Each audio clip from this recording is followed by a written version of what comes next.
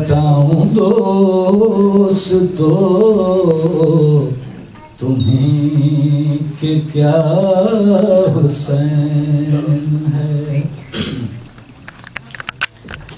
ہے دل میں تیرے بغض اور زبان پہ ہے خدا خدا ہے دل میں تیرے بغض اور زبان پہ ہے خدا خدا در حسین چھوڑ کر بھٹکنے والے سن ذرا خدا بھی اس طرف ہی ہے جہاں میرا حسین ہے میں کیا بتاؤں دوستو تمہیں کہ کیا حسین ہے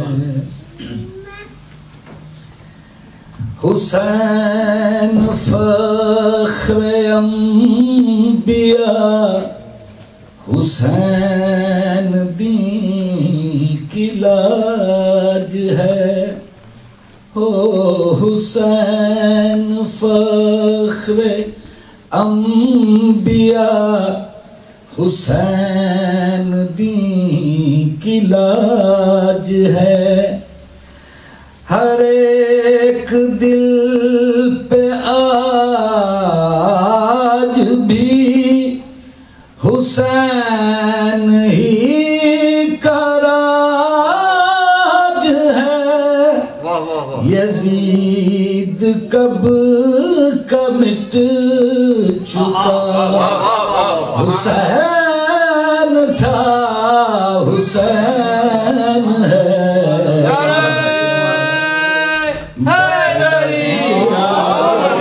تو تمہیں کہ کیا حسین ماشاءاللہ سنا کی نوک پر خدا نے اپنا ذکر جب سنا سنا کی نوک پر خدا نے اپنا ذکر جب سنا تو اس نے تیرے ذکر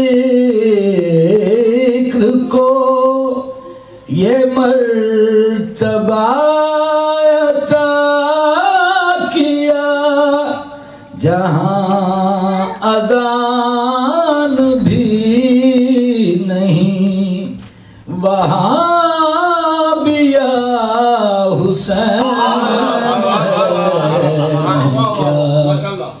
بتاؤں دوستو تمہیں کہ کیا حسین ہے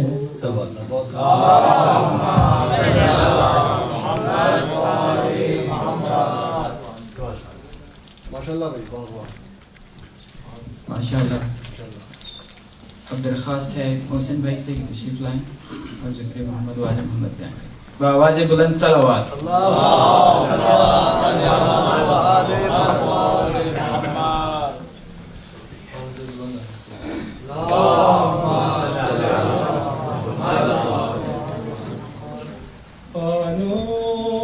یہ عابد کو بتلا رہی ہے میری سکینہ کو نیند آ رہی ہے میری سکینہ کو نیند آ رہی ہے کہہ دو ہواؤں سے آہستہ آئے کہہ دو پرندوں سے غل نہ مچائیں کہہ دو اندھیروں سے واپس نہ جائیں، کہہ دو اندھیروں سے واپس نہ جائیں، جاگی ہوئی چین کچھ پا رہی ہے، میری سکینہ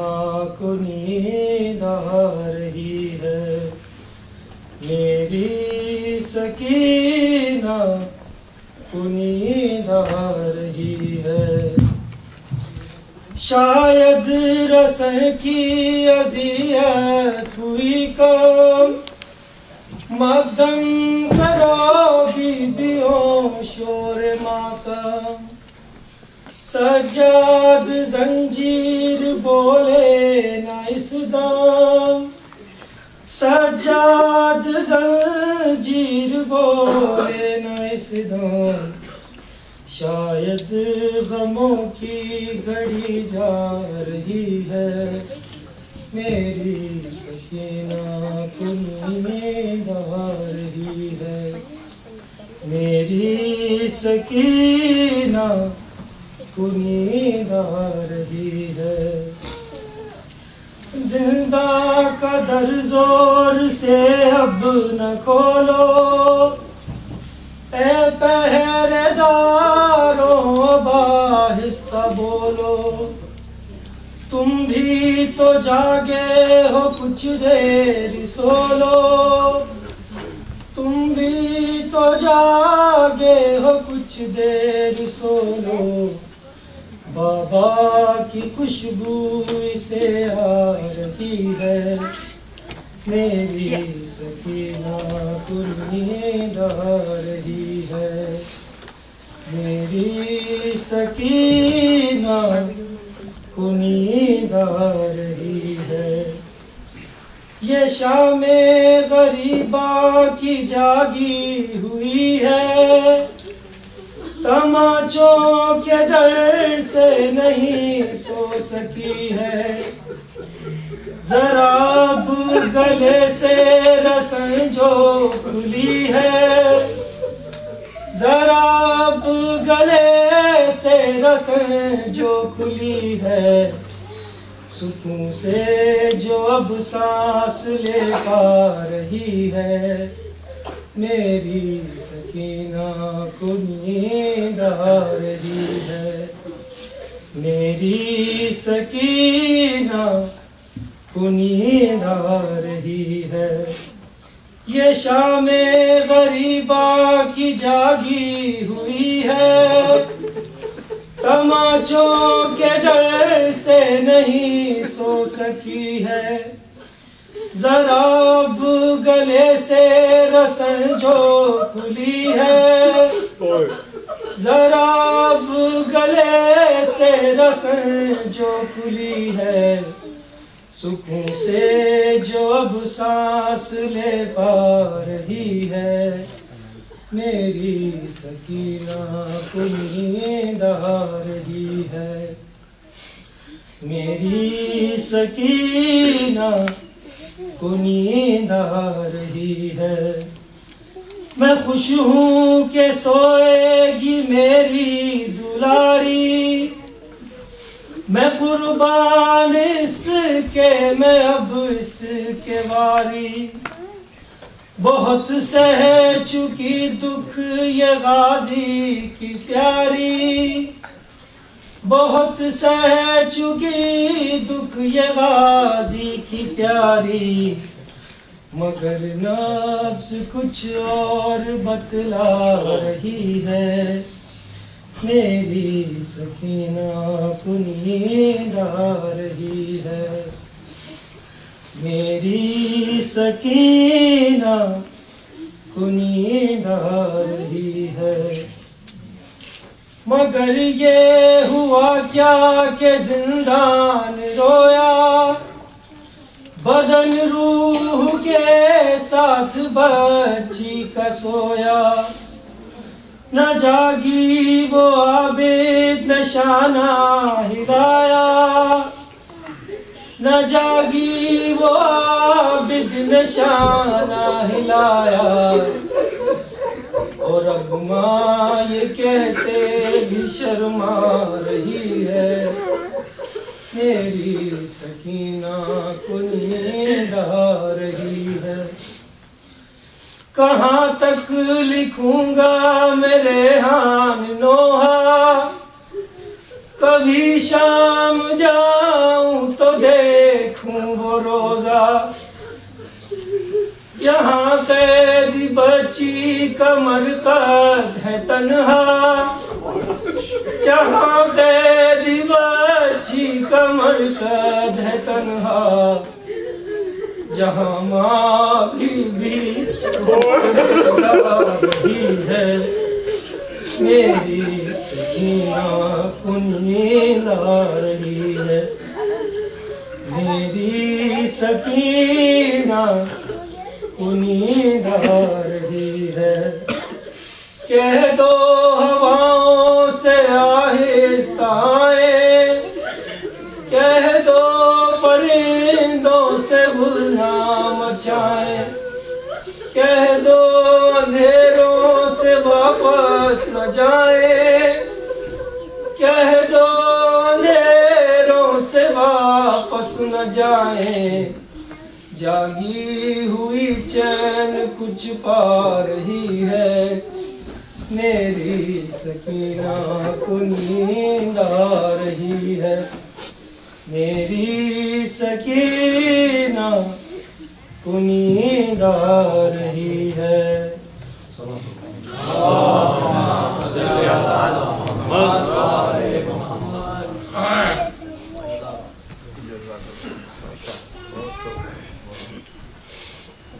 آواز بلند صلوات۔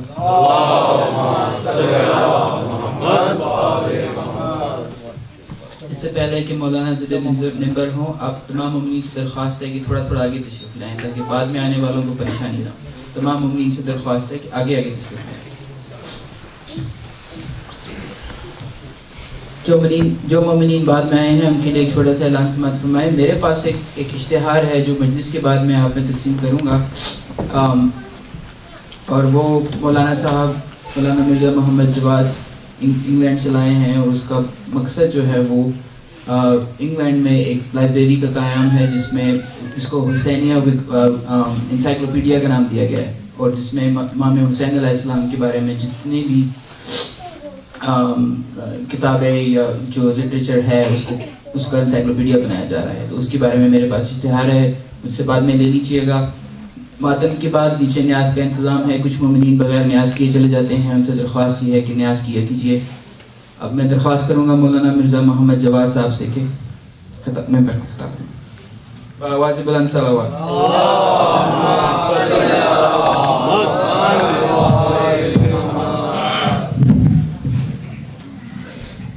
نعرہ تکبیر، اللہ اکبر، نعرہ رسالت، یا رسول اللہ، نعرہ حیدری، یا علی، برائے خوشنودی محمد و آل محمد بلند تر صلوات، اللہم صلی علی محمد و آل محمد۔ رحم اللہ الفاتحہ۔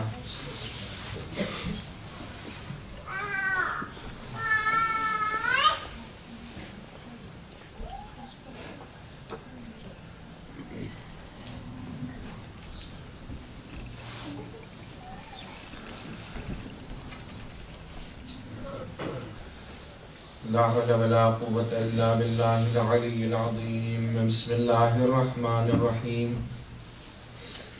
الحمد لله رب العالمين الذي ليس له منازع يعادله ولا شبيه يشاكله ولا ظهير يعادله، قهر بعزته الأعزاء وتواضع لعظمته العظماء، فبلغ بقدرته ما يشاء تبارك وتعالى، ثم الصلاة والسلام على خير خلقه وأشرف بريته ومظهر لطفه سيدنا ونبينا وطبيب نفوسنا أبي القاسم المصطفى محمد، اللهم صل على محمد وآل محمد،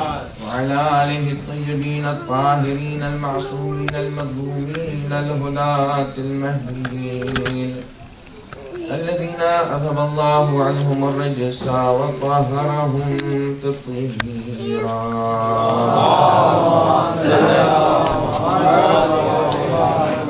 لا سيما على بقية الله في الأرض روح وأرواح العالمين لتراب مقدمه الفداء، واللعنة الدائمة الباقية على أعدائهم أجمعين ليوم ظلمهم وعداوتهم إلى قيام يوم الدين. آمين رب العالمين. أما بعد، قال الله تبارك وتعالى في قرآن مجيد: بسم الله الرحمن الرحيم. محمد رسول الله والذين معه أشداء على الكفار رحماء بينهم تراهم ركعا سجدا يبتغون فضلا من الله ورضوانا سيماهم في وجوههم من أثر السجود. صلوات محمد.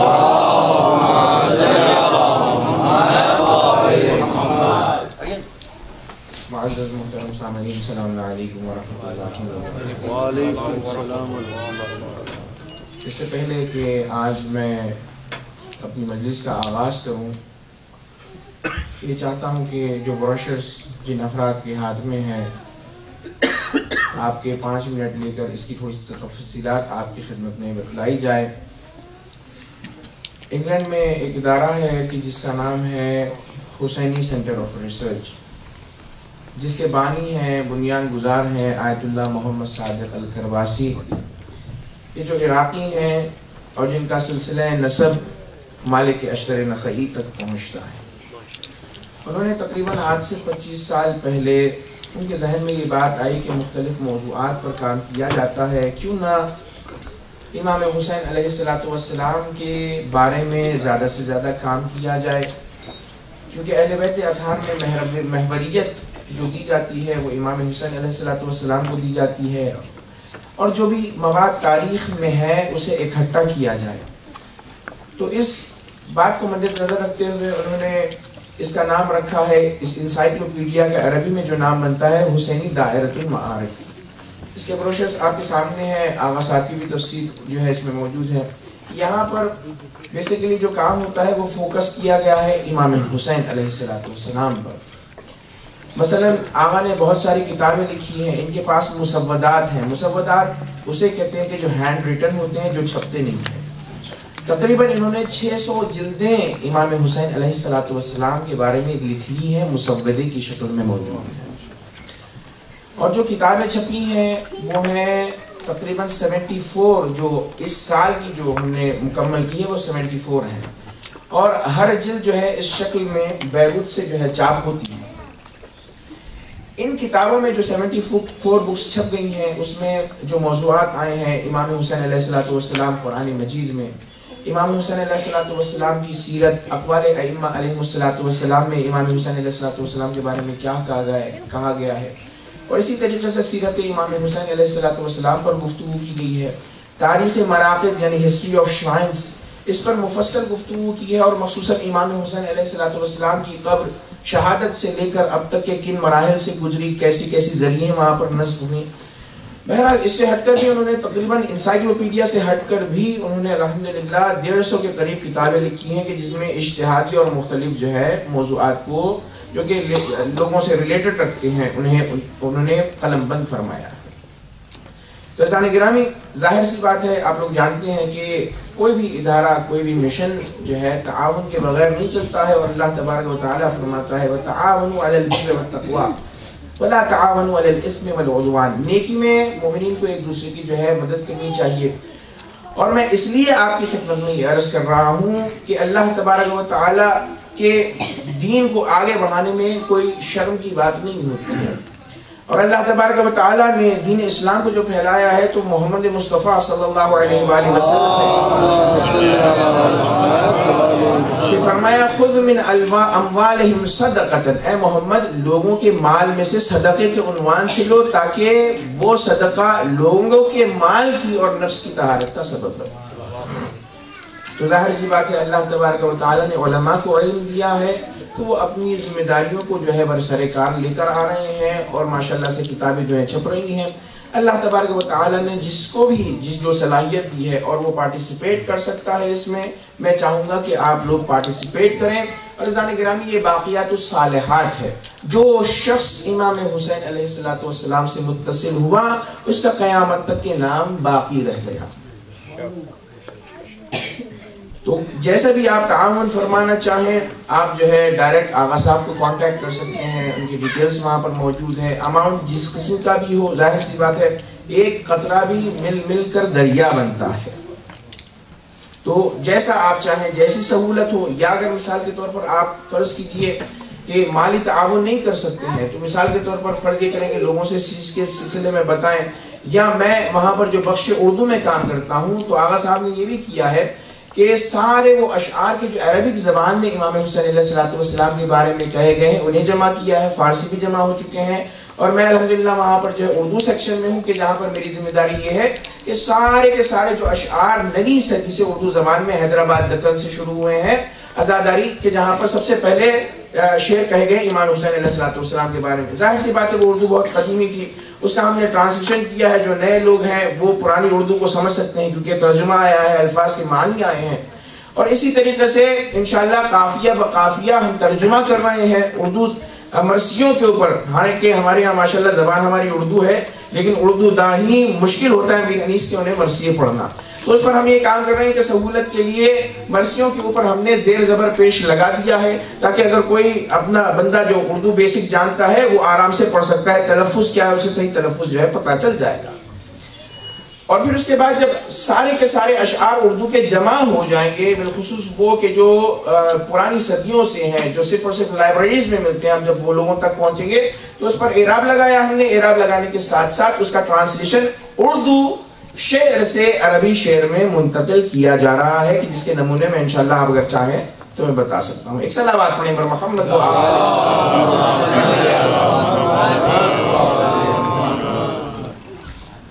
بارے دیگر سب مل کر صلوات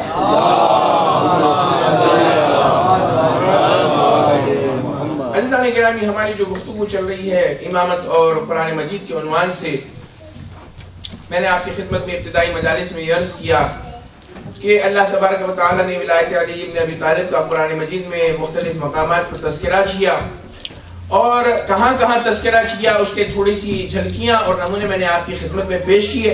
اور پھر اس کے بعد گزشتہ 2 مجلسوں میں آپ کی خدمت میں یہ عرض کیا گیا کہ کیا وجوہات تھے کہ جن کی وجہ سے خلافت علی ابن ابی طالب علیہ السلام سے چھین لی گئی.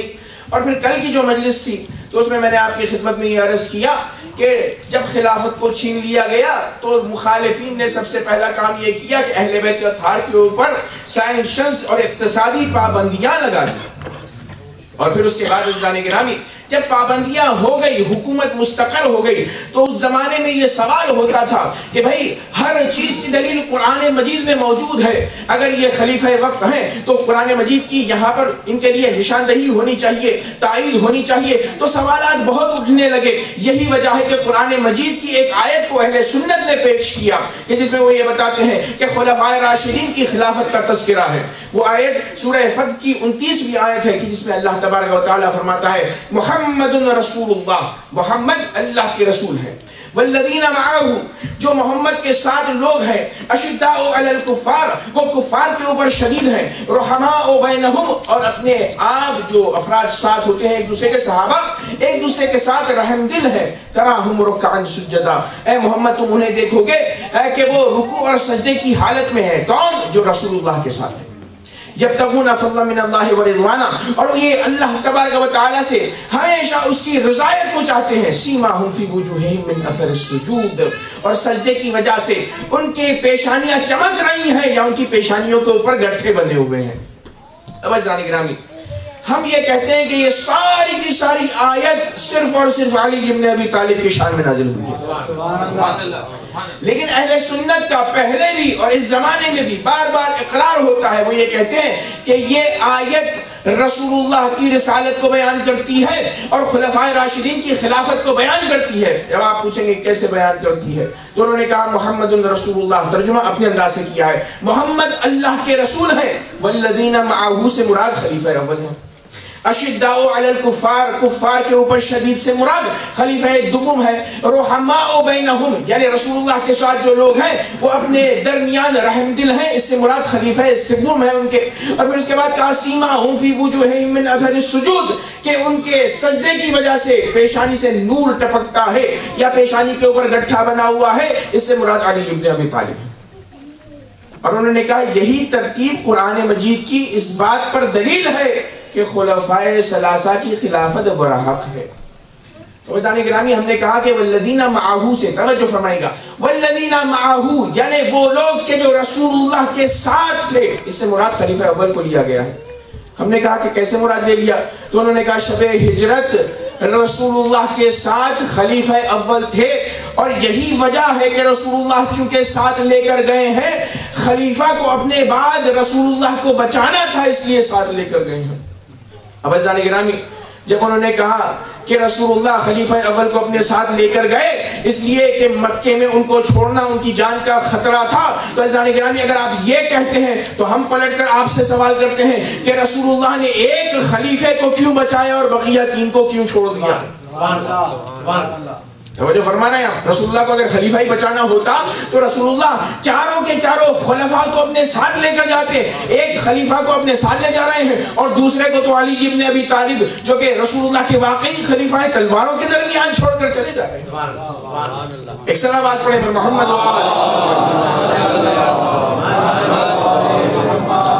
और अज़ीज़ान गिरामी, अहले सुन्नत के जो मंतिक पसंद स्कॉलर्स हैं वो ये कहते हैं, जैसे कि इब्न सब्बाग ने किताबुन नूर वल बुरहान में ये लिखा है कि अमरा रसूलुल्लाह अली यमन फनामा फी फिराशे व खशिया मिन इब्न अबी कुहाफा अन यदुल्लहु अलैहि फअखज़हु मअहु।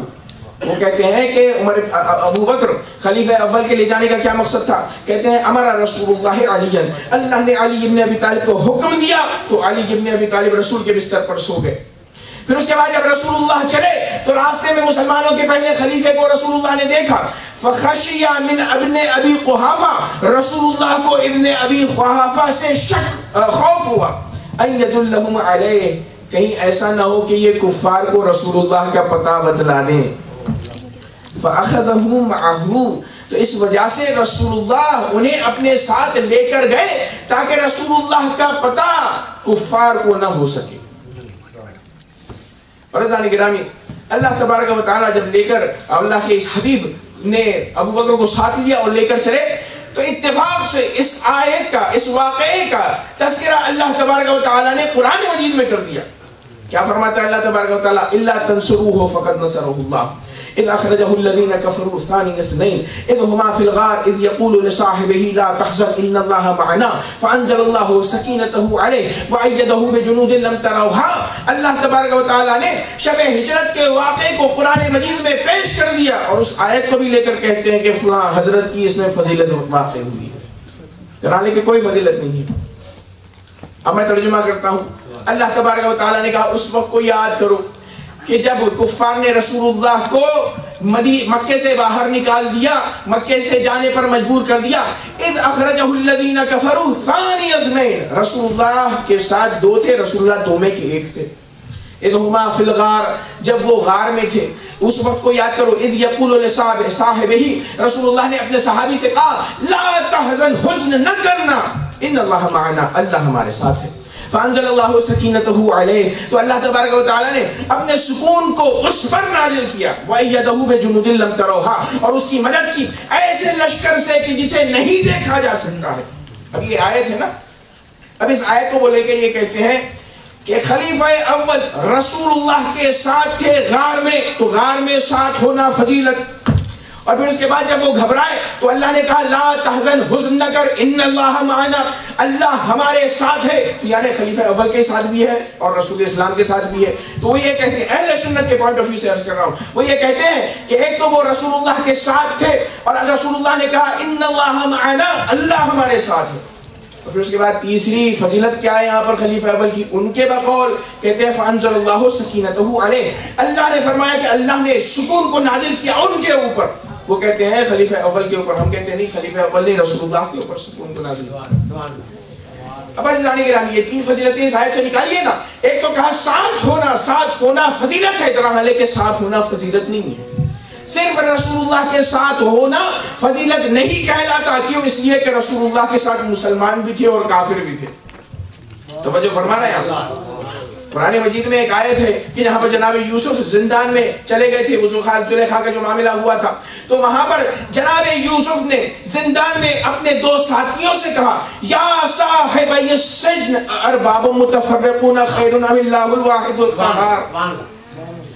فرماتے ہیں کہ اے میرے زندان کے صحابی، اور وہ صحابی سارے فقہا کہتے ہیں کہ کفار تھے. توجہ فرمائیے گا. یعنی اگر ساتھ پیغمبر کے کوئی شخص ہو جائے تو وہ مسلمان بھی ہو سکتا ہے، غیر مسلم بھی ہو سکتا ہے. صرف اور صرف رسول اللہ کے ساتھ ہونا شرف کا معیار نہیں ہے. ایک صلوات پڑھیں محمد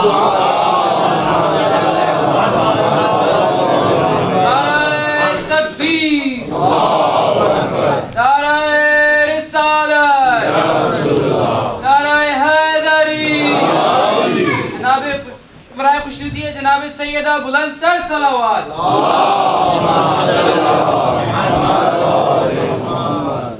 رسول اللہ کے صرف اور صرف ساتھ ہونا کمال کا معیار نہیں بنتا ہے. اور رسول اللہ نے ان سے کہا، ان کو حزن ہوا تھا، رونے لگے تھے، کہا لا تحزن، حزن نہ کرو، ان اللہ معنا، اللہ ہمارے ساتھ ہے. تو عزیزان گرامی اللہ کا ساتھ ہونا یہ بھی فضیلت نہیں ہے. کیوں؟ اس لیے رسول اللہ اولاً یہ کہنا چاہ رہے ہیں کہ اللہ میرے ساتھ ہے. اور رسول اللہ نے مثلا مثال کے طور پر ایک وقت انسان یہ کہتا ہے کہ یہ میری چیز ہے اور یہ ہماری چیز ہے، تو دونوں جو ہے جملے صحیح ہیں. رسول اللہ نے کہا اللہ ہمارے ساتھ ہے، یعنی اللہ محمد کے ساتھ ہے، ان کے ساتھ نہیں ہے. اور گرامی اگر آپ کہیں کہ پھر بھی نہیں فضیلت بنتی ہے تو اللہ ہر ایک کے ساتھ ہے. قرآن مجید میں اللہ تبارک و تعالیٰ فرماتا ہے وَهُوَ مَعَكُمْ أَيْنَمَا كُنْتُمْ، جہاں جہاں کہیں تم چلے جاؤ اللہ تمہارے ساتھ ہے. تو اس اعتبار سے اللہ تبارک و تعالیٰ فرما رہا ہے کہ اللہ کا حضور وہاں پر موجود ہے، اللہ کی تائید نہیں. اللہ کی اگر تائید ہے تو وہ صرف اور صرف رسول اللہ کو حاصل ہے. ایک صلوات پڑھیں پر محمد و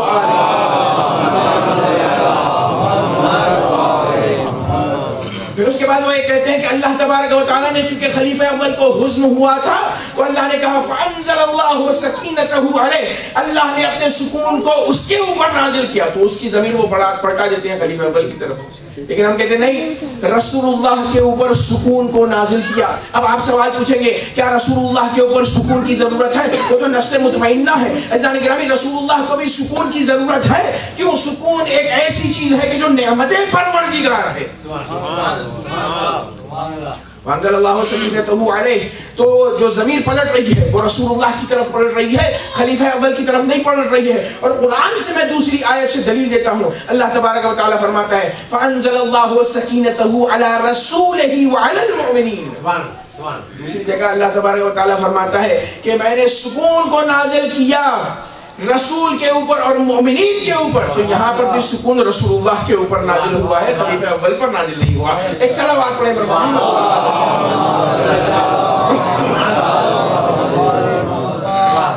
گرامی غار کی جو آیت ہے ساری آیت اٹھا کر دیکھ لیجیے، ایک فضیلت نظر نہیں آئے گی.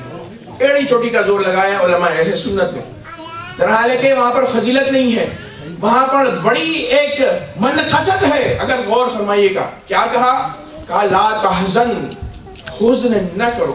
عزیزان گرامی انہیں حزن ہوا تھا، گھبرا گئے تھے، یا بہرحال جو بھی علت ہے یہ بھی وہاں پر حاشیے لگائے جاتے ہیں کہ چونکہ وہاں پر بھی رسول اللہ کا پتہ بتانا چاہ رہے تھے تو یہاں پر بھی رسول اللہ کا پتہ بتانا چاہ رہے تھے گرکے کے ذریعے.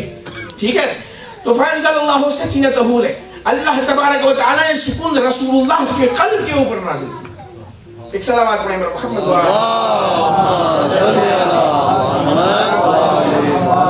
باری دیگر سب مل کر صلوات پڑھیں.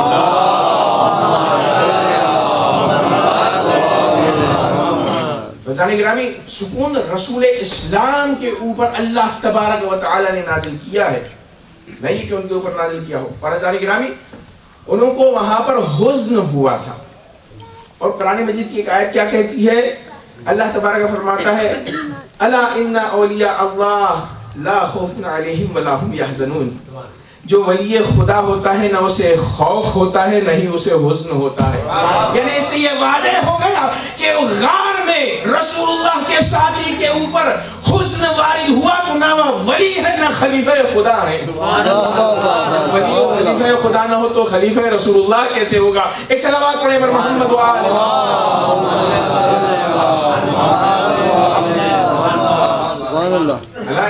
अल्लाह गवाह रहो कि वली खुदा जो होता है उसके ऊपर खौफ और हुस्न नहीं होता है। खलीफा अव्वल को गार में जो है हुस्न हुआ। और अज़ीज़ान गिरामी, अली इब्न अबी तालिब जो रसूलुल्लाह के बिस्तर पर सो रहे हैं उन्हें हुस्न नहीं है। तो फरमाइएगा, वहां पर बड़े इत्मीनान के साथ अली इब्न अबी तालिब सो रहे हैं और अली इब्न अबी तालिब ने बगैर हुस्न के बगैर खौफ के सोकर ये बता दिया कि वली खुदा जमीन के ऊपर सिर्फ और सिर्फ अली इब्न अबी तालिब की जात है। और अज़ीज़ान गिरामी, यहाँ पर ये रसूलुल्लाह के साथ थे तो इन्हें क्या हासिल हुआ? सिर्फ और सिर्फ यही हासिल हुआ कि अल्लाह तबारक व तआला ने कहा ला तहज़न, हुज़्न न करो। लेकिन अली इब्न अबी तालिब वहाँ वली खुदा सो रहा है इत्मीनान के साथ बगैर खौफ के, तो वहाँ पर अल्लाह तबारक व तआला ने अपनी मर्जी देकर अली के नफ्स को खरीद लिया।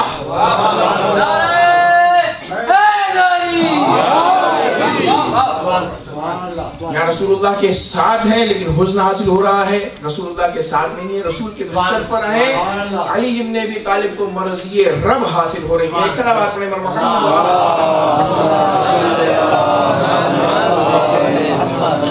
पढ़े जाने गिरामी, ये कहते हैं कि रसूलुल्लाह के साथ गार में थे, साथ थे, तो ये साथ होना बहुत अहम बात है। लेकिन अहम बात नहीं है। क्यों? इसलिए कि रसूलुल्लाह के साथ जिसने सबसे ज्यादा वक्त बिताया है वो अली इब्न अबी तालिब की जात है। अली इब्न अबी तालिब ने सबसे ज्यादा वक्त बिताया है।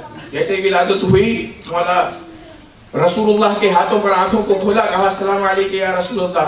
रसूलुल्लाह ने भी जवाब दिया, मनसब से जो है पुकारा। और उलमाए अहले सुन्नत ये कहते हैं, वो खुद इस बात के मुकर है कि रसूलुल्लाह के साथ बचपन से अली इब्न अबी तालिब थे। और बड़ी अजीब हदीस है उनकी।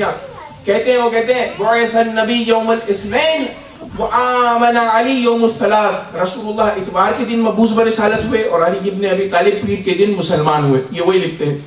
फिर उसके बाद दूसरी जगह लिखते हैं, वो कहते हैं बुअसन नबी यौमुल इस्नैन, रसूलुल्लाह इतवार के दिन मबूस बरिसालत हुए, व सल्ला अली माहू यौमुल सलास, और पीर के दिन अली इब्न अबी तालिब ने रसूलुल्लाह के साथ नमाज पढ़ी है।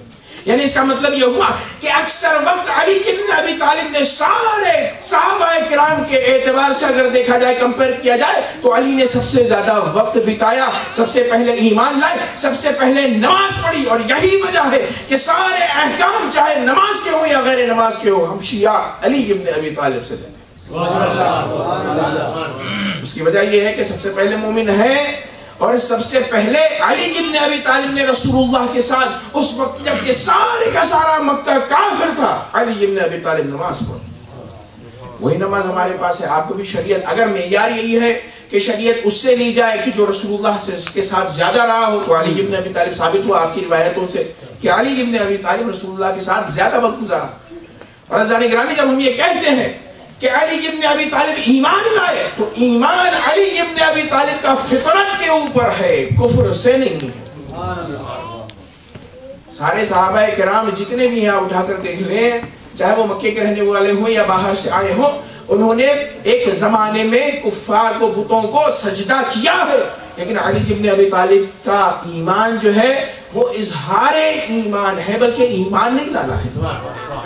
इजहार ईमान और ईमान लाने में जमीन आसमान का फर्क होता है। तो अली इब्न अबी तालिब रसूलुल्लाह के साथ ज्यादा से ज्यादा वक्त आपने गुजारा है। तो मोहम्मद रसूलुल्लाह, मोहम्मद अल्लाह के रसूल हुए, आयत की तरफ चलिए, वल्लदीना माअहू, वो के जो रसूल के साथ हैं। तो इसका मतलब यह हुआ कि अली इब्न अबी तालिब सबसे ज्यादा है रसूलुल्लाह के साथ, तो माअहू का मिज़दाक अली इब्न अबी तालिब। फिर उसके बाद उन्होंने ये कहा अशिद्दाउ अलल कुफ्फार, कुफ्फार के ऊपर शदीद, इससे मुराद खलीफा दुव्वम। अल्लाह अकबर। आज तक ये बात की जाती है, टेलीविजन से की जाती है, भाई अगर कुरान मजीद से ही कुछ फायदा उठाना है तो ऐसी आयतें मुत्तसिफ करो कि जिसका देखकर दिल मुतमईन हो जाए, दिल मुतमईन हो जाए। लेकिन उन्होंने क्या कहा, अशिद्दाउ अलल कुफ्फार, कुफ्फार के ऊपर शदीद, इससे मुराद खलीफा दुव्वम है कि जिनका मशगला ही ये होता था कि वो जंग से भागते थे। جن کا مشغلہ ہی جو ہے یہی تھا. جنگ احد ہے, جنگ حنین ہے, اور بہت ساری جنگیں ہیں, جنگ خیبر ہے. یہ بھاگتے رہتے تھے. تو اشداء علی الکفار بھاگنے والا کیسا ہو سکتا ہے؟ بھاگنے والا کبھی کفار کے اوپر شدید نہیں ہوتا ہے. اور عزیزان گرامی, تیزی جو ہوتی ہے, اشداء یعنی شدید, تیزی جو ہوتی ہے دو طرح کی ہوتی ہے. ایک علم کی تیزی ہوتی ہے اور ایک بازو کی تیزی ہوتی ہے. لیکن یہ دونوں تیزیاں ان میں نہیں پائی جاتی تھی. علم کی جب بات آئی تو کہا اے علی بن ابی طالب سوال کا جواب آپ دے دیں, اور جواب دے دیا تو کہا لولا علی لہلک عمر. اور جہاں پر علم کی بات آئی, جہاں پر طاقت کی بات آئی, تو روایتوں میں یہ تو ملتا ہے کہ یہ بڑی محنت کر کے رسول اللہ سے علم لے لیتے تھے. جیسے جنگ خیبر میں ہوا, رسول اللہ نے کہا کہ بھئی جا کر فتح کرو, تو یہ لوگ گئے, علم لے کر گئے. خلیفہ اول گئے ہیں, خلیفہ دوم گئے ہیں, اور جانے کے بعد انہوں نے کوشش کی بقول مخالفین کے, لیکن روایتوں میں ملتا ہے کہ سارے کا سارا لشکر بھاگ کر آ جاتا تھا, یہ بھی بھاگ کر آتے تھے. رسول اللہ یہ کہتے کہ بھئی علم تم نے مانگا تھا, فتح کیوں نہیں ہوا قلعہ خیبر؟ تو وہ یہ کہتے تھے یا رسول اللہ میرے لشکر والے بھاگ گئے تھے, تو اسی لیے ظاہر سی بات ہے میں لشکر کے پیچھے چلایا. جب لشکر نہ ہو تو سردار کیا کرے؟ رسول اللہ پلٹ کر لشکر والوں سے پوچھتے تھے کہ بھئی تم کیوں بھاگ کر آ گئے؟ تو کہا کہ بھئی یہ غلط کریں, یہ بھاگ آئے تھے, جب سردار نہ ہو تو لشکر. 2 دن تک یہی معاملہ ہوتا رہا. علم رسول اللہ نے دیا, ایسا نہیں کہ بعد میں آنے والے یہ کہیں کہ بھئی علم نہیں دیا تھا, انہیں موقع نہیں ملا تھا. تو جانے گرامی ان کے یہاں شدت نہیں پائی جاتی تھی کفار کے سلسلے میں. جب رسول اللہ نے دیکھا 2 دن بھاگ رہے ہیں تو کہا لأعطین الرایۃ غدا, کل میں علم عطا کروں گا بے شک بے شک. رجلا کرارا وغیرہ فرار, اس شخص کو دوں گا کہ جو مرد ہے, جو مرد ہے. رجلن کہا ہے اللہ تبارک و تعالیٰ کے اس پیغمبر نے, کہا رجلن کرارن. کرار کہتے ہیں کہ جو کبھی دشمن کو پیٹ نہیں دکھاتا, بڑھ بڑھ کر حملہ کرنے والا ہو. غیر فرار, جس کی خصوصیت یہ ہے کہ وہ فرار نہیں کرتا. یعنی رسول اللہ نے یہ منطوق کیا ہے نا, یہ جملہ فرمایا ہے, اس کا مفہوم ہے, یعنی مطلب یہ ہے کہ جو پہلے جاتے تھے نہ وہ مرد تھے نہ کرار تھے, اور نہ ہی میدان میں جم کر ٹکنے والے تھے.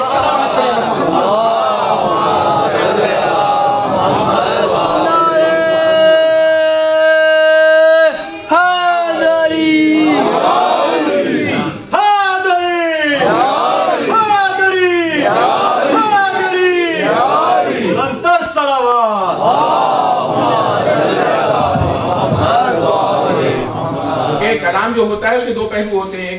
ایک منطوق ہوتا ہے جو کلام کیا گیا ہے, جو اسٹریٹ فارورڈ معنی پہنچانا چاہ رہے ہیں, اور اس کا ایک مفہوم ہوتا ہے, یعنی اس کے معنی نکلتے ہیں. اب تک کہ رسول اللہ جسے علم دے رہے تھے, کہا اب میں پیش دوں گا علم اسے کہ جو رجل ہو, جس کی صفت یہ ہے کہ وہ رجل ہو, مرد ہوگا, کرار ہوگا اور غیر فرار ہوگا. تو ظاہر سی بات ہے بھاگنے کے باوجود بھی روایت میں ملتا ہے کہ خواہش تھی کہ یہ علم مل جائے. رسول اللہ نے کہہ دیا نا, جب کہہ دیا کہ جو فرار ہے, بھاگنے والا ہے, اسے نہیں دوں گا, تو انہیں نہیں جانا چاہیے تھا. لیکن وہ گئے. جانے کے بعد رسول اللہ سے کہا کہ شاید رسول اللہ مجھے دے دے. روایتوں میں ملتا ہے کہ رسول اللہ نے سارے اصحاب کے اوپر نظر ڈالی, علی بن ابی طالب نظر نہیں آئے, کیونکہ آنکھوں کو کچھ پرابلم ہو گئی تھی. کہا علی کہاں پر ہے؟ تو کہا علی بن ابی طالب درد چشم میں مبتلا ہے. کہا علی بن ابی طالب کو بلایا جائے. کہا یا رسول اللہ آپ ہمیں دے دیجئے. کہا کہ نہیں, رجل وہی ہے, اور اس کا علاج ہوگا, اور اس کے بعد وہی رجل کرار جائے. رسول اللہ نے بلایا. روایت میں ملتا ہے رسول اللہ نے اپنا لعاب دہن علی بن ابی طالب کی آنکھوں پر رکھا کہ جس سے علی بن ابی طالب کی آنکھوں کو شفا حاصل ہوئی. وزان گرامی, جو شخص فرار ہو سکتا ہے, بھاگ سکتا ہے, وہ کفار پر شدید نہیں ہو سکتا. وزان گرامی, شدید کفار پر صرف اور صرف علی بن ابی طالب کی ذات ہے. اشداء علی الکفار, کوئی جنگ تاریخ میں نہیں ہے سوائے جنگ تبوک کے جس سے علی بن ابی طالب نے نہیں جتوایا. تو محمد رسول اللہ, محمد اللہ کے رسول ہیں. والذین معہ, رسول اللہ کے ساتھ زیادہ وقت گزارنے والا کون؟ علی بن ابی طالب. کفار پر شدید کون؟ علی بن ابی طالب. پھر اس کے بعد رحماء بینہم, انہوں نے کہا کہ رحماء بینہم سے مراد خلیفہ سوم ہے. کیوں؟ اس لیے کہ بہت وہ رحم دل تھے. درحال کہ خدا کی قسم وہ رحم دل نہیں تھے, رحم دل نہیں تھے. اور اس کی وجہ 2-2-4 والی بات کرنے کی تو میری عادت ہے. رحم دل نہیں تھے اس لیے کہ انہوں نے ابو ذر غفاری جیسے سچے کو، کہ جس کے بارے میں محمد نے یہ کہا کہ زمین کے اوپر ابو ذر جیسا سچا نہیں ہے، اسے تبعید کر دیا۔ انشاءاللہ صحابہ کی گفتگو آئے کہ یہ کہا جاتا ہے نا کہ بھئی بہت رحم دل تھے، ایک دوسرے کے ساتھ یہ رحم دلی تھی۔ ربضہ میں پہلے روایت میں ملتا ہے کہ جناب ابو ذر غفاری کو شام میں بھیج دیا معاویہ کے پاس۔ معاویہ کے پاس جب گئے تو سچ بولنے والے تھے نا ابو ذر غفاری، ابو ذر غفاری وہاں پر گئے اور علی ابن ابی طالب کے فضائل کو بیان کرنا شروع کیا شام کے شہر میں۔ اس نے یہ دیکھا کہ بھئی یہ ابو ذر یہاں پر ہوں گے تو اس کی حکومت کا تختہ پلٹ جائے گا، تو خط لکھ کر بھیجا خلیفہ سوم کو، تو انہوں نے کہا کہ ابو ذر کو ایک سرکش اونٹ پر بٹھلا کر بھیج دو۔ سرکش اونٹ پر بٹھلا کر ابو ذر کو بھیجا گیا۔ ابو ذر غفاری آئے اور آنے کے بعد وہی صداقت کی باتیں کرتے تھے، اور صداقت کی کیا باتیں ہوتی تھی؟ وہی آیت پڑھتے تھے کہ اللہ تبارک و تعالیٰ نے کہا یا ایھا الذین آمنوا اتقوا اللہ وکونوا مع الصادقین، سچوں کے ساتھ ہو جاؤ۔ لیکن حضرات گرامی یہ برداشت نہیں ہوتا تھا، آخر میں تبعید کر دیا گیا ابو ذر غفاری کو ولایت علی ابن ابی طالب کی وجہ سے ربضہ کی طرف، جہاں پر ان کی شہادت ہوئی۔ تو حضرات گرامی یہ رحم دل شخص ہے کہ جو صحابہ رسول اللہ کے اوپر سختی برتتا ہے۔ عبداللہ ابن مسعود کوڑے مارے گئے، عبداللہ ابن مسعود کے تفصیلات آئندہ مجالس میں آئیں گی۔ عمار یاسر کو پیٹا گیا دور عثمان میں، اور خلیفہ سوم نے یہ جسارت کی کہ عمار یاسر کو اپنی بزم میں انہوں نے چھڑی سے مارا۔ یہ رحم دل ہے امت کے اوپر، ظاہر سی بات ہے یہ دلائل جو تاریخ میں ملتے ہیں اس سے رحم دلی واضح نہیں ہوتی۔ رحم دل تھے وہ بے شک، لیکن بنی امیہ کے اوپر انہوں نے رحم دلی اپنی پوری جتلائی ہے، اور یہی وجہ ہے کہ ان کی قتل کا سبب بھی یہی ہوا۔ بنی امیہ سے بڑے کھل کر دوستی تھی۔ روایت میں ملتا ہے کہ بیت المال جتنا خلیفہ سوم کے زمانے میں غارت ہوا ہے اس کی کوئی مثال ہی نہیں ملتی، کوئی حساب کتاب تاریخ میں نہیں ہے۔ بڑا پیسہ جو ہے بیت المال سے بنی امیہ کو دیا گیا۔ ایک موقع پر میں نام گنا رہا ہوں، مروان کو، کہ جو ملعون ہے رسول اللہ کی زبان میں، مروان کو ایک نشست میں خلیفہ سوم نے 1000 دینار دیے ہیں۔ حکم ابن ابی العاص کہ جو مروان کا باپ ہے اسے بھی 1000 دینار دیے۔ ابو سفیان کہ جس نے اسلام کو کیا نقصان نہیں پہنچایا، ابو سفیان کو 2000 دینار دیے، اور عبداللہ بن خالد کو کہ جو ان کا رشتہ دار لگتا تھا اسے بھی ایک نشست میں 4000 دینار بغیر کسی وجہ کے، بغیر کسی علت اور ضرورت کے عطا کر دی۔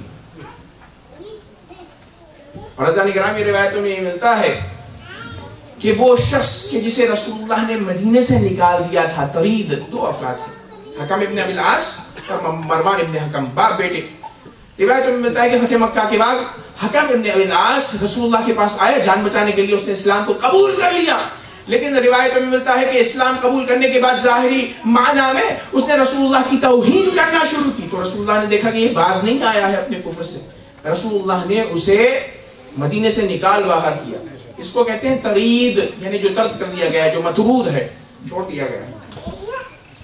عزیزان گرامی یہ شخص چلا گیا، جناب عثمان کا رشتہ دار تھا، خلیفہ سوم کا رشتہ دار تھا۔ جب خلافت کو غصب کیا گیا تو جناب عثمان آتے ہیں، اور آنے کے بعد خلیفہ اول سے بھی انہوں نے کہا، خلیفہ دوم سے بھی کہا میرا چچا نکالا گیا ہے، انہیں واپس بلایا جائے، لیکن انہوں نے کہا کہ نہیں، اب ہم بلا نہیں سکتے ہیں۔ لیکن جیسے ہی خلافت خلیفہ سوم کو پہنچی، سب سے پہلا کام وہ انہوں نے کیا کہ مروان کو اپنا وزیر بنایا اور اس کے باپ کو مدینے واپس بلایا، کہ جسے رسول اللہ نے لعنت کی۔ تو اصحاب کے اوپر تو وہ رحم دل نہیں ہے، لیکن رحم دل ہے بنی امیہ کے اوپر۔ لیکن عزیزان گرامی علی ابن ابی طالب کی ذات ایسی ذات ہے کہ جو دوست پر بھی رحم دل ہے اور دشمن پر بھی رحم دل ہے۔ رحماء بینہم، کیوں؟ اس لیے کہ علی ابن ابی طالب نے اپنے قاتل کو یہ کہا کہ اس کے ساتھ زیادتی نہ کی جائے، ایک ضربت لگائی تھی تو ایک ضربت اسے لگنی چاہیے۔ اور پھر امام نے کہا کہ ایسا نہ ہو کہ اسے مسلح کر دینا، اس کی ناک کو کاٹ دینا، اس کے کانوں کو کاٹ دینا، یہ اسلام میں جائز نہیں ہے۔ اور عزیزان گرامی معاویہ نے پانی کو بند کیا تھا علی ابن ابی طالب کے اوپر، لوگوں نے کہا کہ اے علی پانی بند کر دے، علی ابن ابی طالب نے کہا کہ نہیں، علی ابن ابی طالب رحم دل ہے، یہ نہیں کر سکتا ہے۔ جنگ جمل میں رسول اللہ کی زوجہ آئی تھی، اور آنے کے بعد اتنی قتل و غارت کری ہوئی کہ دونوں فریقین سے لوگ مارے گئے۔ اب یہاں پر رحم دل علی ابن ابی طالب دیکھیں، جنگ جمل میں بھی دشمن کے ساتھ ایک مرتبہ رسول اللہ کی زوجہ سے انہوں نے یہ کہا کہ آپ مدینے واپس تشریف لے جائیں کیونکہ جنگ آپ ہار چکی ہیں. انہوں نے انکار کیا پہلے. پھر اس کے بعد مولا امیر المومنین نے کہا خدا کی قسم رسول اللہ نے جو مجھے حق دیا ہے اس حق کو میں اس کا استفادہ کروں گا. تو وہ گھبرا گئی. اور روایت میں ملتا ہے کہ وہ ان کو جب چھوڑنے کے لیے بھیجا جا رہا تھا تو محمد ابن ابی بکر کے جو ان کے بھائی لگتے تھے مولا امیر المومنین نے کہا کہ 20 مردوں کے ساتھ رسول اللہ کی زوجہ کو مدینے پہنچایا جائے. اب عزیزان گرامی جب 20 لوگوں کے ساتھ زوج رسول اللہ گئی ہیں مدینے تو جاتے ہی انہوں نے اہل مدینہ کی عورتوں کو جمع کیا. جمع کرنے کے بعد کہا کہ وائے علی ابن ابی طالب نے مجھے مردوں کے درمیان نامحرموں کے درمیان اور ان کے ساتھ مجھے جنگ جمل سے یہاں پر بھیج دیا. جیسے ہی انہوں نے یہ نعرہ لگایا تو وہ سارے کے سارے جو نقاب پوش تھے انہوں نے نقاب کو ہٹایا تو دیکھنے والوں نے دیکھا کہ یہ مرد نہیں ہے بلکہ عورت ہے کہ جو مرد کے لباس میں. اس پر محمد ابن ابی بکر نے کہا کہ علی ابن ابی طالب نے ان عورتوں کو ہٹی کٹی عورتوں کو مردوں کا لباس پہنایا تاکہ لوگ جب دیکھیں تو یہ سمجھے کہ مرد اطراف میں ہے محافظت کے لیے. اور ظاہر سی بات ہے مردوں کے ساتھ نہیں بھیجا جا سکتا تھا اس وجہ سے علی ابن ابی طالب نے عورتوں کے ساتھ بھیجا. تو عزیزان گرامی رحماء بینہم علی ابن ابی طالب ہے کہ جو رحم دل ہے امت کے درمیان. لیکن عزیزو اس رحم دلی کا کیا صلہ دیا گیا؟ علی ابن ابی طالب رحم دل ہیں, دشمن کے ساتھ مدارا کرنے والے ہیں. عزیزان گرامی فقہا یہ کہتے ہیں کہ مولا امیر المومنین نے یہ جو شہادت کے وقت کہا تھا کہ میرے دشمن یعنی ابن ملزم کو مسلح نہ کرنا, ناک نہ کاٹنا, کان نہ کاٹنا اور اس کے بدن سے لباس کو نہ اتارنا. عزیزان گرامی یہ شریعت کا حکم تھا اور امام نے تاکید فرمائی تاکہ کل کربلا میں لوگ تھوڑی سی غیرت اگر ان میں آ جائے تو علی ابن ابی طالب کے احسان کو نہ بھولیں.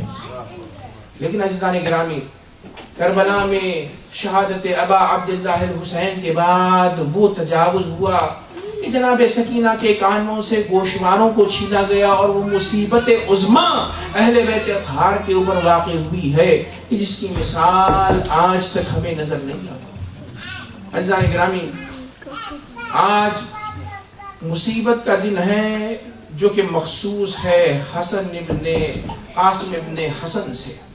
عزیزان گرامی روایتوں میں ملتا ہے کہ کربلا کے بچوں میں سے ایک بچہ یہ بھی تھا کہ جو شہادت کو بڑا دوست رکھتا تھا.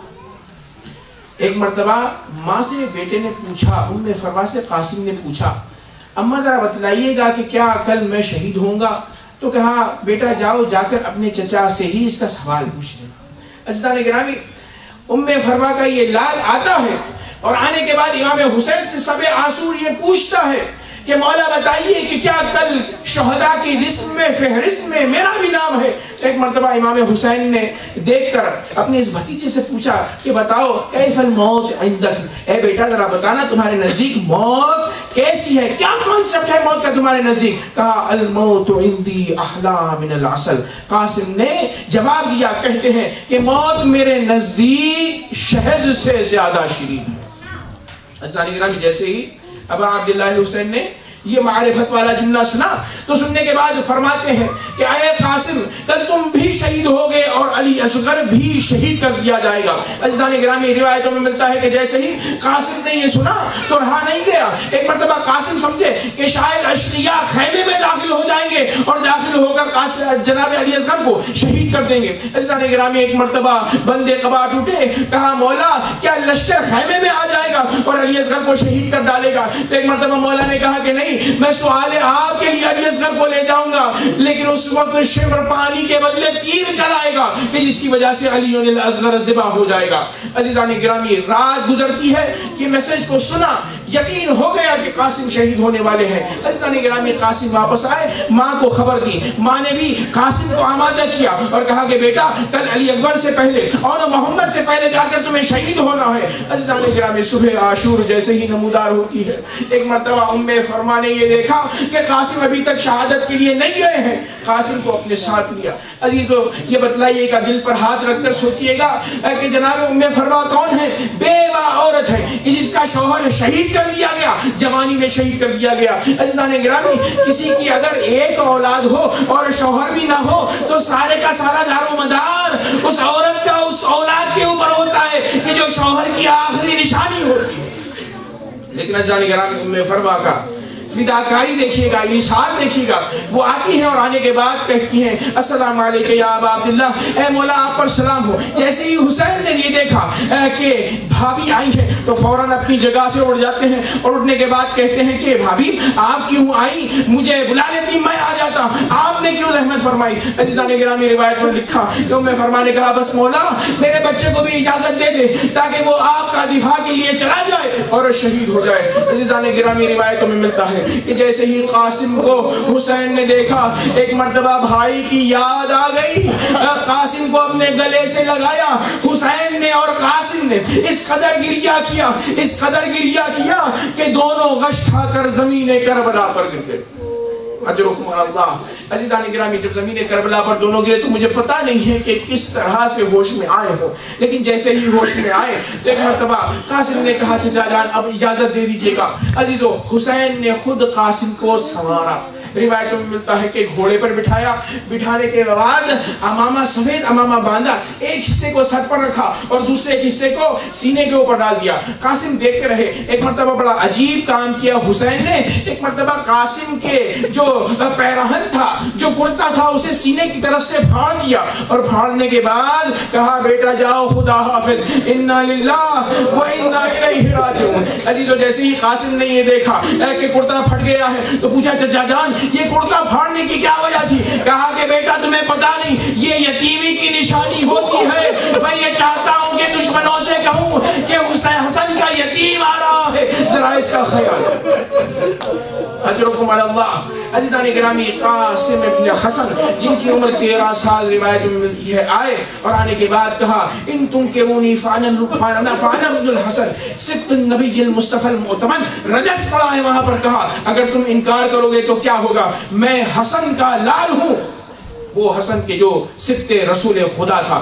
عزیزان گرامی, جب مبارز طلب کیا ہے تو عمر سعد نے کہا کہ اس جوان کے مقابلے میں کون جائے گا. ارزق شامی بڑا پہلوان تھا.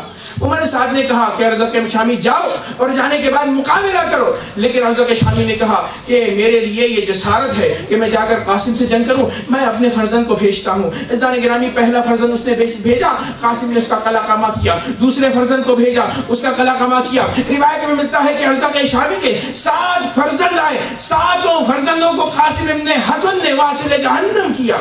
عزیزان گرامی, جیسے ہی ارزق کے 7 فرزند مار دیے گئے تو ارزق کو جلال آیا, اور وہ بھی آتا ہے جناب قاسم کے پاس. عزیزان گرامی, وہ شجاعت تھی امام حسن کی جناب قاسم کے کہ ارزق شامی کو بھی ایک بار کے اندر جناب قاسم نے واصل جہنم کیا.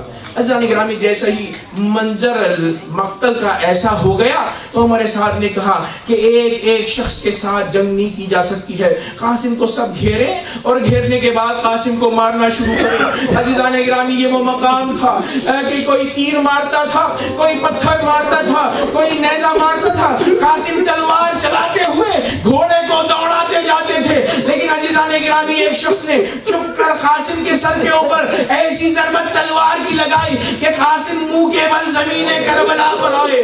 عزیزان گرامی, جیسے ہی قاسم پشت فرس سے زمین پر آئے تو یہ وہ مقام تھا کہ ظالم یہ چاہتا تھا کہ قاسم کے سر کو قلم کر دے. ایک مرتبہ قاسم نے کہا اے چچا جان ذرا مدد کے لیے آئیے, ظالم یہ چاہتا ہے کہ میرے سر کو قلم کر دے. عزیزان گرامی, جیسے ہی حسین نے بھتیجے کی آواز سنی تو شیر کی طرح دوڑے, اور جو قاتل سر قاسم کو قلم کرنا چاہتا تھا اس کے ہاتھ کے اوپر وار کیا, اس کا ہاتھ قطع ہوا. عزیزان گرامی, اسی عالم میں بھگدڑ مچ گئی. اس نے اپنے یاروں کو بلایا, کہا کہ میری مدد کرو, نہیں تو حسین مجھے شہید کر دیں گے, نہیں تو حسین مجھے قتل کر دیں گے. عزیزان گرامی, اسی میں بھگدڑ مچ گئی. سارے کے سارے گھوڑے لاش قاسم کی طرف آنے لگے. عزیزان گرامی, یہ وہ موقع تھا, حسین چاہتے تھے کہ گھوڑوں کو دور کیا جائے قاسم سے, لیکن عزیزو یہ ہوا کہ لاش قاسم جس میں قاسم بیچ میں تھا, داہنی طرف کے گھوڑے بائیں طرف چلے گئے, بائیں طرف کے گھوڑے دائیں طرف چلے گئے. عزیزان